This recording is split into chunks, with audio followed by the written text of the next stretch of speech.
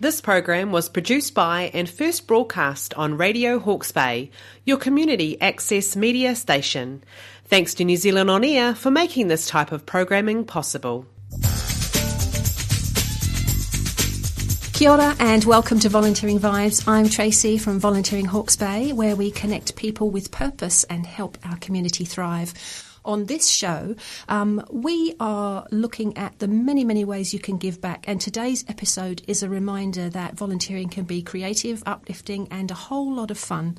We're shining a spotlight on today's group, which are Hawke's Bay Jammers, where music becomes a powerful tool for connection, confidence and inclusion. And I'd like to welcome Cleo from Hawke's Bay Jammers, who's joining us today. Hi, Cleo. Hello, thank you so much for having me. Oh, you're very welcome. So, for people who don't know, what's Hawke's Bay Jammers all about?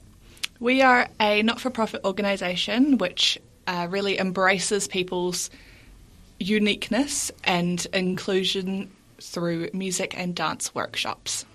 Okay, so dance workshops. Is that what happens at a typical session? Yeah, so we'll come along once a week, do lots of games, lots and lots of social interaction, and then we do some boogieing as well. Very cool. And we wrap it all up at the end of the year with a concert as well, so everybody from the community can come and see what we do. Oh, that's a beautiful thing.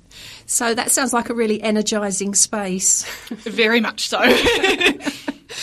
What impact do you see on the jammers, so the people taking part in your sessions? So much confidence. It's an incredible opportunity for them to come and socialise with other like-minded individuals, and then to just really express themselves. There's no wrong way to dance in our workshops. I mean, for goodness sake, I'm not great at it myself. So we've got all of these different ways of expressing their personalities and any form of communication they have, any form of limitation that may be seen outside.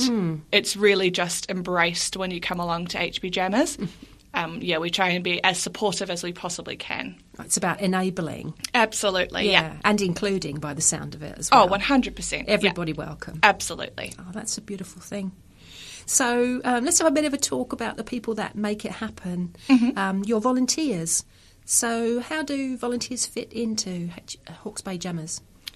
For us, volunteers are super important. We have a few paid roles, which are our tutors. They lead each group, and then everybody else is a volunteer. So we have volunteers in our committee who do our accounting.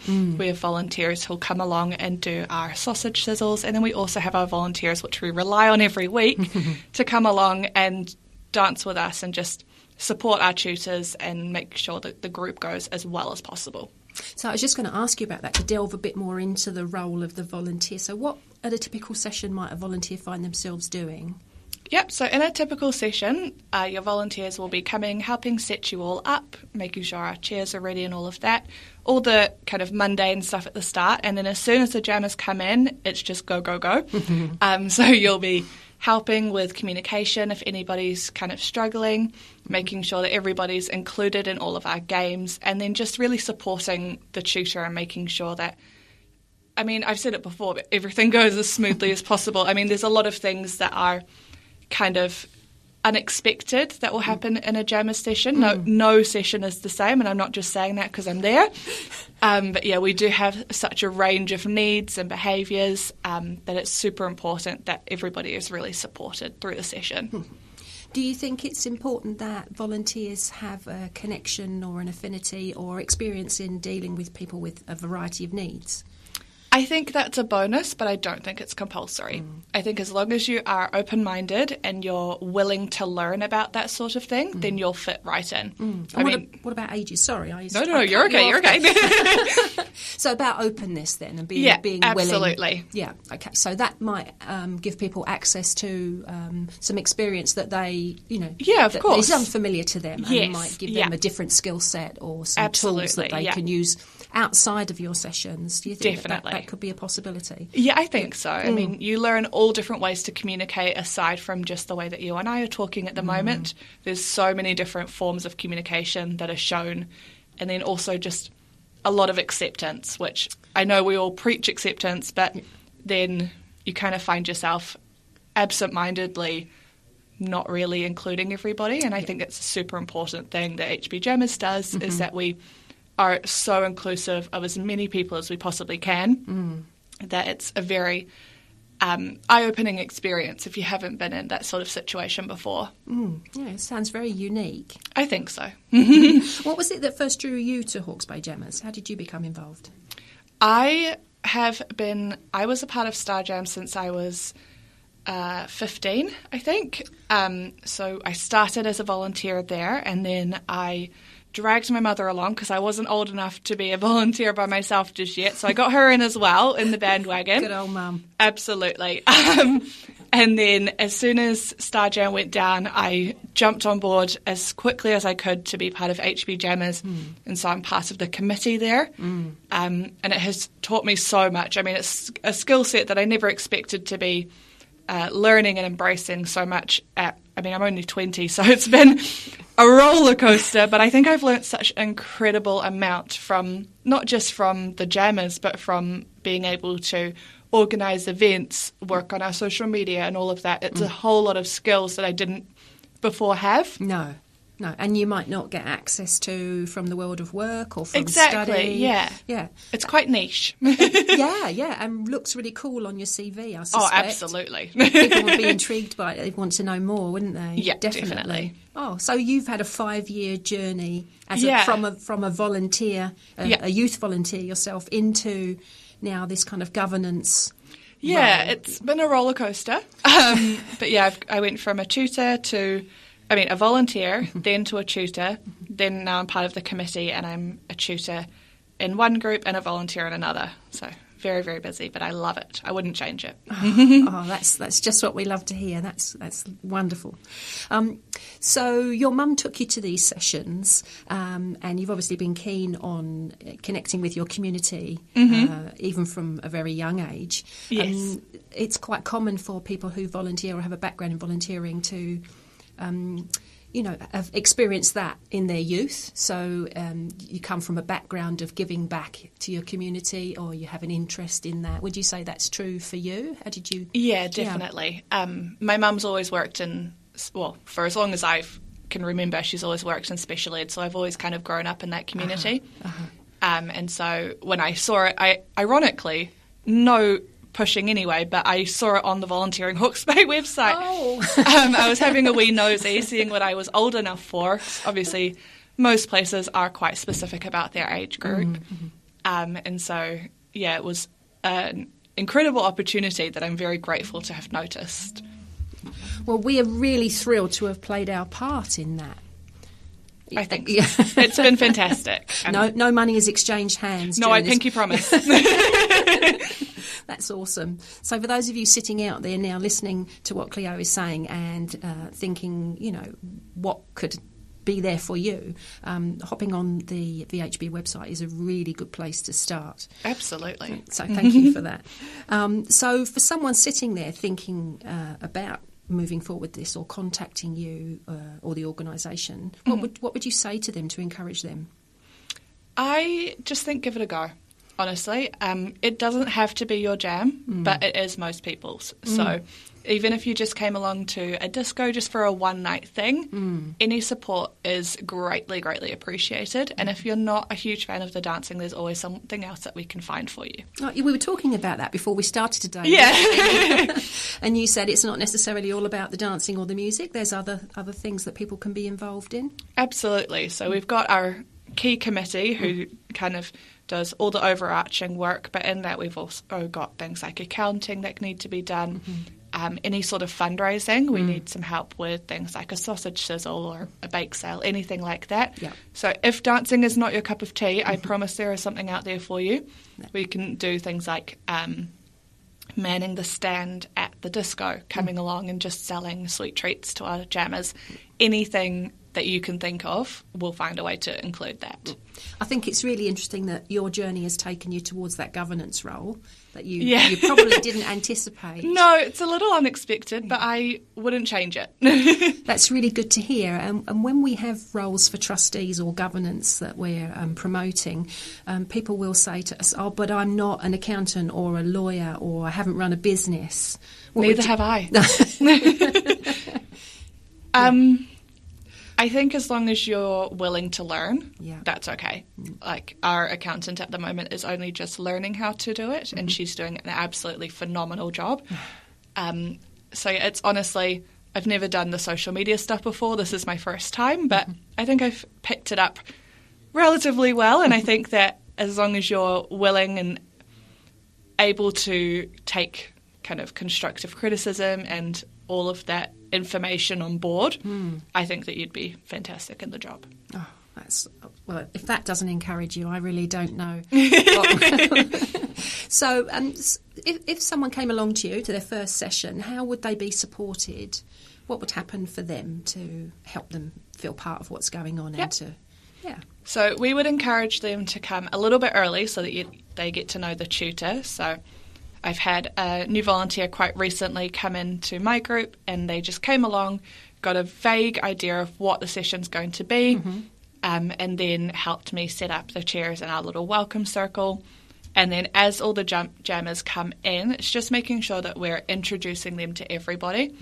Obviously, not all of my jammers are particularly verbal, so it's just making sure that they kind of know what to expect from each jammer, and then kind of including them in everything. And then also it kind of shows a level of leadership with the jammers themselves, getting them to say, hey, could you teach our new volunteer this thing? Or we're going to do a game. I don't think this volunteer knows how to play that. Could you support them? Awesome. So it's promoting leadership within the jammers, but also with the volunteers. And then once they're really settled into the role, then they'll be encouraged to run some games themselves as well. That sounds like a lovely two-way opportunity. I think so, yeah. Learning in the round from everyone, eh? Yeah, absolutely. It promotes a lot of leadership from our jammers that is otherwise kind of hard to come across. Yeah. Your jammers may be experiencing, not having the range of opportunities that might be available to other people. Yeah, definitely. And that's a wonderful thing for them to be able to, stretch those muscles and exercise and have a go at those skills. Absolutely. So that's awesome.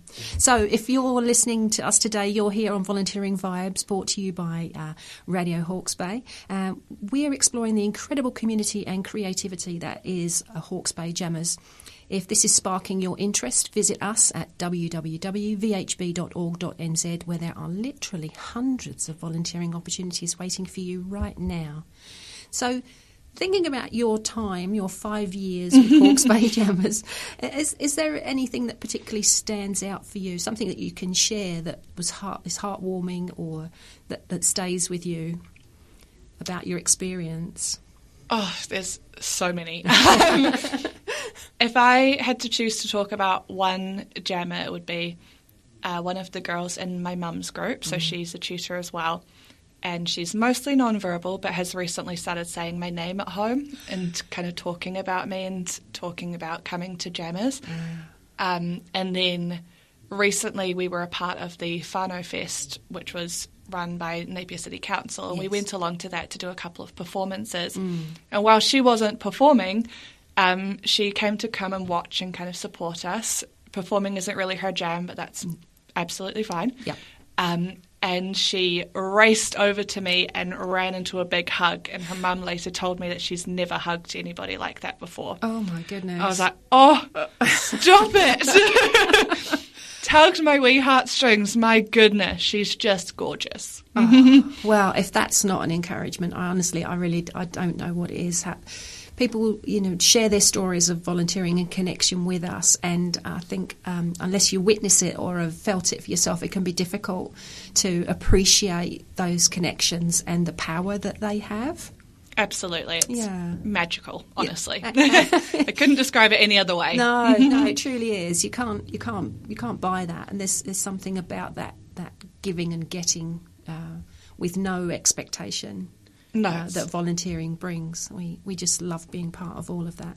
So we've talked about being musical and not being musical, cooking sausages, not cooking sausages, possibly being part of governance. What would you say to someone who said, I could be interested in this, but I'm not really sure where I fit in? There are so many different options. I would suggest you flick us an email, first of all. Give us a bit of a rundown of what you're comfortable doing. Because if it's not dancing, that's okay. We can find something else for you. Or if it maybe is dancing and you're just not 100% sure, that's absolutely fine as well. We'll probably just say, hey, come along to a disco, come have a dance with everybody where there's not really much structure, and you can just do whatever feels right for you. Cool. And then if you're really, really into the dancing and that's what you're passionate about, we'll say, come on board. Yeah. Welcome. But there are so many different options, and it really doesn't all have to be dancing. I can't say I'm a fantastic dancer myself, but it's more just adaptive movement. There's some dance moves. My personal favourite has to be the sprinkler, but we include a wide range, and they're not very traditional, so whatever you bring, we'll take. That's awesome. So you talked about an email address. Can you share that with us now? How would people connect with you by email? Yeah, of course. So our email address is hbjammers@gmail.com. If you do want to contact us, we do have a social media account as well on Facebook and Instagram, which is sometimes easier to just flick us a message, and likelihood is it'll probably be me getting back to you, so hi. You already know Cleo, so exactly. There's no barriers to that there.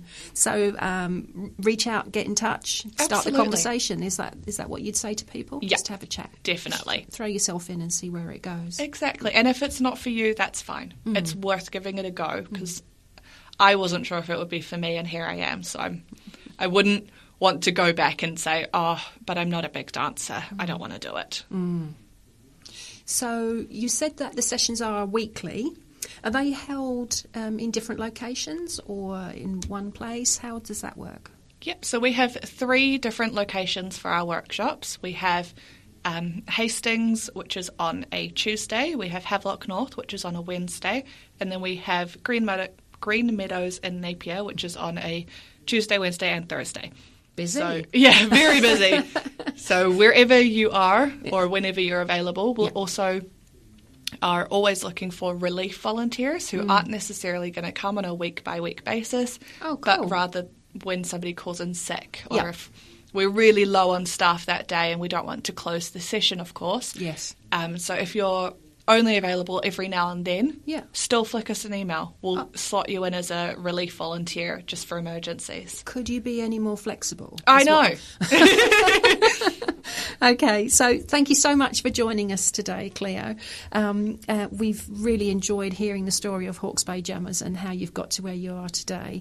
And it's an inspiring story of connection, confidence and joy, and who would not want to be part of that? So for those of you out there, to our listeners, we're saying if today's conversation has got you curious and you would like to take the next step, volunteering doesn't have to fit any mould. It can be creative, but it will be incredibly rewarding. So whether you're an individual, a part of a group or a team, Volunteering Hawke's Bay is here to help you find a space. Now, we do offer free workshops, training and networking opportunities to support our organisation. So if you happen to be one of those and you're listening, keep your eye out on our website and our social media, or get in touch with us and give us your contact details and we'll keep you up to date. Head over to www.vhb.org.nz and find your fit today. A big thank you to our friends here at Radio Hawke's Bay for making this show possible. You can listen to this episode and the many more wonderful shows they have available at radiohawkesbay.org.nz. Until next time, keep the vibes going strong and don't be afraid to try something new.